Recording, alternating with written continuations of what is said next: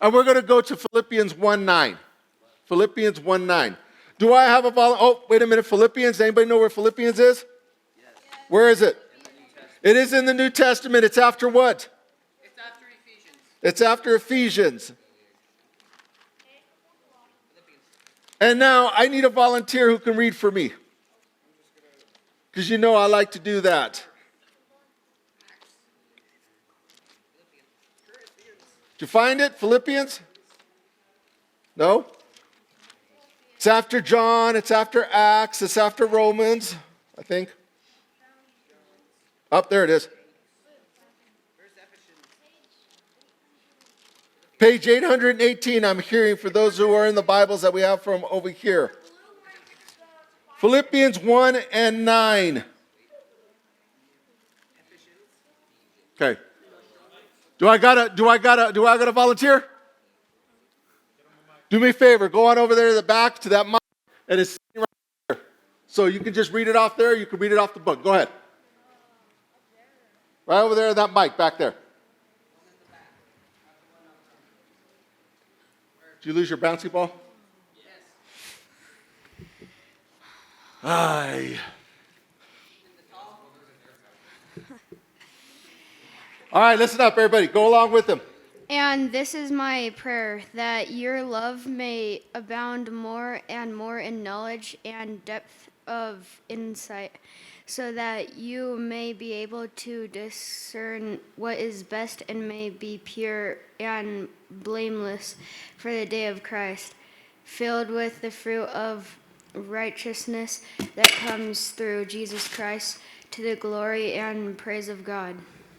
All right, very good. Okay. So it says, Philippians 1 is the beginning of Paul's letter to the people of Philippi. In verses 9-11, Paul emphasized that he wants us to think about love, to know that we are loved and to love others, rather than loving blindly. We should love everyone, our friends, our enemies, those who love us, and those who don't, because Jesus will forever do the same. We should be able to understand what God wants us to do and put his words into action. Is it hard to love people you don't like? Very. Why? Because why? Not so much because they're enemies. Not so much because they're enemies. Why? Because you don't like them. That's the best definition right there. Why am I even going to love somebody that I don't like? Why am I even going to care for somebody that I don't want nothing to do with? Yes?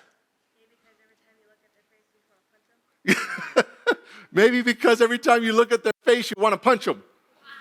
And that's a possibility too. That's hard. That's tough. But is it true? Are some people just annoying? Yes. People you just don't want to hang out with. Are some people mean and cruel and they're just nasty people like that? But the Lord still tells us to love them. Now, did he say anything about like? That's my wife's big thing. I may love you, but I don't like you right now. All right? That's a possibility. All right? But again, it's going out of your way. I'm going to tell you a story that some people at my workplace, when I was at the school, tried to get me fired one time because they didn't agree with the decision that I had made. And I had a lot of, I don't want to call it hate. I would call it just more, I didn't like these people. But they needed something from me a couple of, maybe a year later. Hey, Fred, we need your help for this. We need you to do something. Now, I could have went and said, you know what? I want nothing to do with you because I got still an issue with you. But is that what the Lord commands us to do? No. You've got to deal with that, communicate your issues, and move forward to, you know what? I'm going to do what I can to help you out. Not because of what I feel, but because of the command that Jesus gave us. And it's hard sometimes. Trust me, you're not going to get over people being rude and disrespectful and doing things to you when you get out of school. It's going to last you for the rest of your life. You've got to realize that. You've got to be able to communicate that, and you've got to be able to move forward with that in love, because that's what Jesus commanded us to do. All right? All right. So we're going to go into another verse. I want you to go into Corinthians 13:1. Corinthians. Is that after or before Philippians? Is it before? All right, let's take a look. Corinthians. I want to do Corinthians 13. Or I'm sorry, Corinthians. 1 Corinthians 13. 1 Corinthians 13. I got it. It's before 2 Corinthians for you, those of you who don't read the Bible. Okay? 1 Corinthians 13, chapter 13. Is there a chapter 13? I keep on flipping pages. There it is. And we're going to start with verse 1. And we're going to do a couple of chapters at a time. And it says here, but the most famous passage in the Bible on love is found in 1 Corinthians chapter 13. Is one of Paul's letters to the Corinthians, emphasizing the importance of loving others and knowing that you are loved. In this chapter, Paul says that love is patient and kind. If you love, you are patient, kind. You do not envy. What is envy? What is envy? Jealousy. You're not jealous of other people. I got a PlayStation 5 and this person got the bike, but I wanted the PlayStation 5. I'm jealous of what he got. I own a Corvette. I drive a Honda. I'm jealous of what he got. You understand? Envy. I do not boast or dishonor others. Having love means treating those like you want to be treated and acting towards others as Jesus acted towards you. As we read through chapter, try to find similarities between 1 Corinthians 13 and Philippians, chapter 1, 9 through 11. And how does Paul reason, compare, or contrast with each of these during these two passages? So what we're going to do is we're going to practice something known as Lectio Divina together. This is an ancient practice for reading scripture that helps you meditate on meaningful words. Well, I only got about 20 minutes left, so we're not going to spend too much time on that. But we'll read a passage together 4 times. Well, we're just going to read the passage and try and figure out what Paul is trying to tell us. So, what I do want you to do first, everybody there, 1 Corinthians? Yeah. All right. What I want you to do, we're going to take 2 minutes. I'm going to give you 2 minutes, and I want you to read that to yourselves. To yourselves first. 1 through 13. All right, I want you to read 1 Corinthians 13, 1 through 13. Okay? So read it to yourselves first. Ready, set. Go.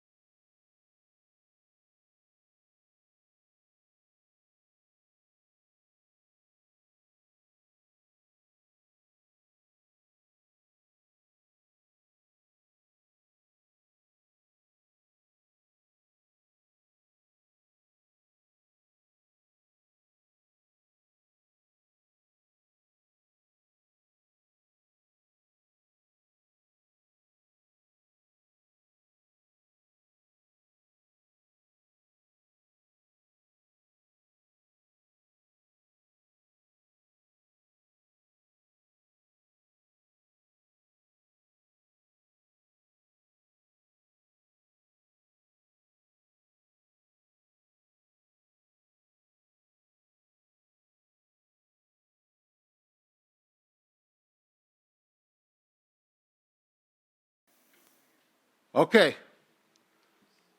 Hopefully you got a chance to read that, but not only read, something I've struggled with middle school students is actually understanding what you're reading.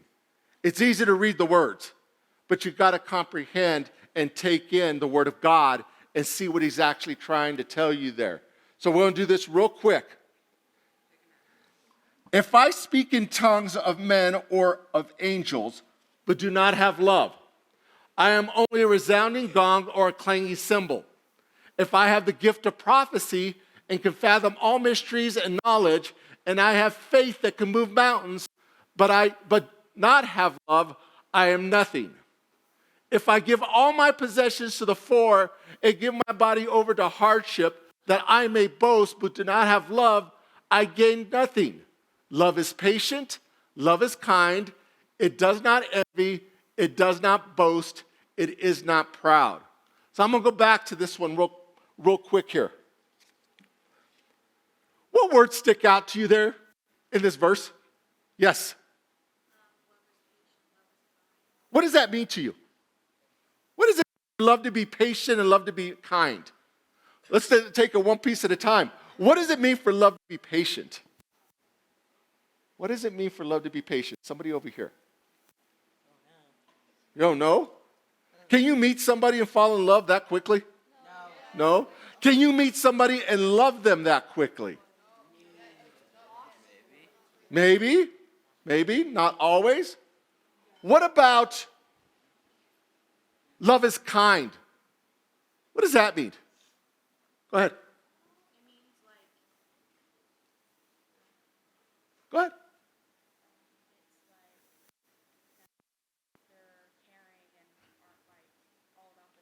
Ooh, I love it. Love is caring. Love is all about it's not about yourself.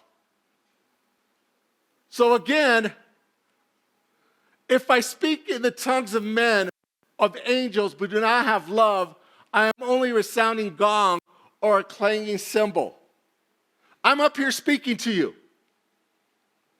If I'm not speaking about the love of God or what this verse is talking about, do you really get what I'm saying? Am I really sharing that love of God or what love of Jesus is telling us right here? Or is it just like me hitting a chair, hitting this podium? Did I lose? Or hitting something like that? Does that make sense? If I'm not speaking with love, then you get a lot of this type of, it doesn't make any sense to me, and I might as well just be pounding on cymbals and that type of stuff. Look at the next verse. If I have the gift of prophecy and can fathom all the mysteries and knowledge, and if I have faith that can move mountains but do not have love, I am nothing. First of all, anybody here have a gift of prophecy? Anybody ever experienced deja vu? Have you experienced deja vu? You guys got deja vu? Does anybody know what deja vu is? What's deja vu? It's something that has happened but hasn't happened yet. Or you know something. You're like walking or you're like talking to a friend and you dream about it a day beforehand, but then all of a sudden it comes true the next day. Something like that. That's deja vu. Gift of prophecy. That's the same type of thing. And that's one of the gifts of the Spirit, is that gift of prophecy. I can fathom. I have the knowledge. I have the knowledge to explain things to other people in a godly way. I have faith that can move mountains. I have faith that can cure people. Talked about that a couple of weeks ago. But I don't have love. I have nothing. Coaches, you're around a couple of students right now. Talk to them about what that means to them. Talk to them about what that means to them. I got these guys up here. Just go around real quick and just have a conversation with them. What does that mean? If I have all of these gifts, but I don't have love, is that really nothing? Yes. That they're supposed to do? Their motivations come to the surface and it shows off in them. Remember, I've told you guys this a couple of different times. The only people The only Jesus people may see is the Jesus in you or the Jesus in me. So therefore, if your intentions are pure, you're kind, you're loving, that's where those come from. Verses 1 through 3 say that speaking unkind words, saying anything without love, is equivalent to unneeded noise and pointless echoes. Speaking without love is worse than not speaking at all. If you know everything and have immense power, but not love, your power is non-existent. Helping those in need for your own benefit without love is the same thing as doing nothing at all. And we talked about this over here. Anybody know who David Copperfield is? Or Siegfried and Roy? Or one of those, Chris Angel? Chris Angel? Magicians? Those magicians? Those guys can do amazing things.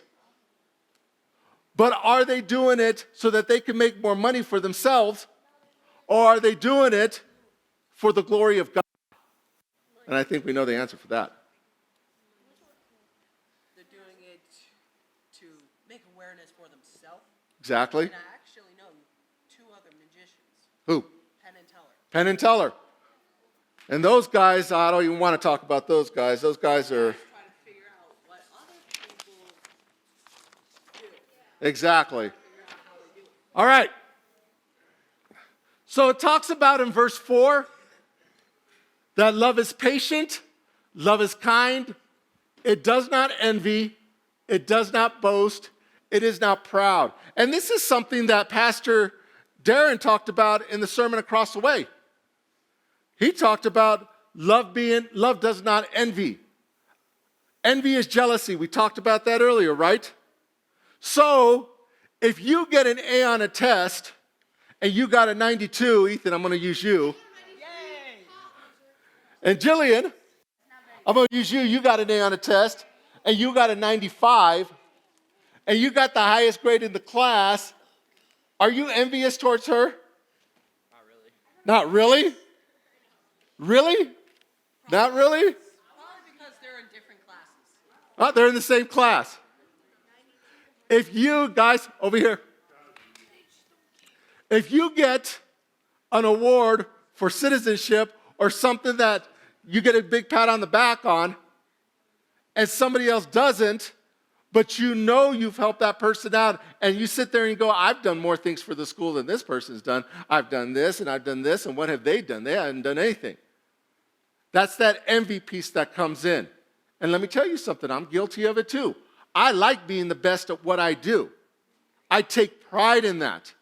But sometimes that pride can be sinful because I'm not showing love to those people that also deserve it too. So keep that one in mind too, because love can be envious. It does not boast, it is not proud. You want people outside and inside your group to get those awards, to get that recognition. And you want to be proud of them for them to do that. It does not dishonor others. It is not self-seeking. It is not easily angered. It keeps no record of wrongs. Ooh, that's a tough one. Love keeps no record of wrongs. What does that mean? What does that mean? Love, over there on the end, go ahead.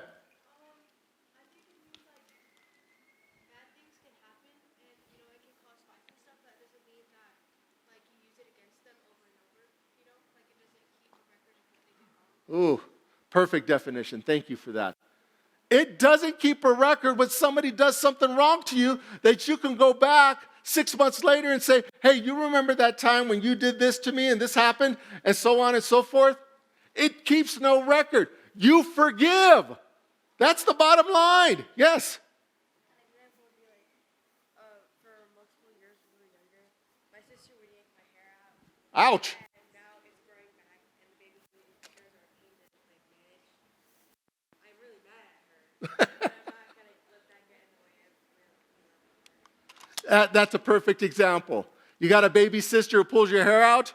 You get upset and frustrated with that type of thing, but you're not going to hold it against them as far as loving them and doing that type of thing. I love that example. Great. How many times, and don't raise your hands, this is rhetorical. How many times do you hold a grudge against other people because of something they did for you? Don't raise your hand. Because of something that they've done to you in the past. How many times do you, and again, don't raise your hands. I don't want to know about your family's business and all that, but you get sisters, aunts and uncles, other relatives fighting, and I'm not going to go and visit with this sister or with this brother or my aunt and uncle or my grandparents because of something that they did earlier to maybe your mom or your dad or something like that. And that's a tough pill to swallow because family is close and family loves each other, but they have trouble keeping a record of wrongs. Heck, in Pueblo, they fight over who has the best green chili. And they won't talk to each other for years and years based on because my green chili is better than your green chili and you won't admit it. Oh my gosh, I know. It gets silly after a while. It's good stuff is what it is. All right. Love does delight with in evil, but rejoices with the truth. It always protects, always trusts, always hopes, and always perseveres. So again, love always protects. When you're love or when you're with somebody that you do love, guys, that protection, you feel safe around them. When you do it with trust, you can tell your deepest, darkest secrets to somebody who you love or with love because they're not going to go and betray you with that information. They're not going to go. You can trust them with that type of thing. It always hopes. Love provides hope. It provides perseverance that you can always, you know that that person is around you forever because it does persevere. It does not fail. But where there are prophecies, they will cease. Where there are tongues, they will be stilled. Where there is knowledge, it will pass away. In that section right there, all those things can come and go. But love perseveres, always. Love will stay with you if it is true love.